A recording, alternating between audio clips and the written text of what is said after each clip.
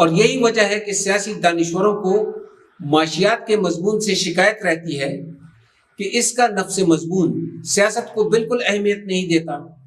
جبکہ دوسری طرف معاشیات کے ماہرین یا اکانومسٹ کو سیاست اور سیاستدانوں سے یہ شکایت رہتی ہے کہ وہ ہر چیز میں سیاست کو ٹھونس دیتے ہیں، جس کی وجہ سے سارے معاشی پلان اور منصوبے ناکام ہو جاتے ہیں۔ اس کا حل یہ نکالا گیا ہے کہ اب دنیا کی تمام اچھی یونیورسٹیز میں سیاست اور معاشیات کے مضامین کو باہم مربوط کر کے پڑھایا جا رہا ہے۔ انڈیا میں بی جے پی، کانگریس، بھارتیہ سماج party, communist party of India, Pakistan میں پی پی پی، پاکستان مسلم لیگ این اور پی ٹی آئی جیسی پارٹیوں پر عوام کا پریشر بڑھتا جا رہا ہے کہ وہ چارٹر آف اکانومی پر اتفاقی رائے پیدا کریں، سیاست بھی کریں لیکن اکانومی پر توجہ دیں، جس سے بڑے نقصان سے بچا جا سکتا ہے۔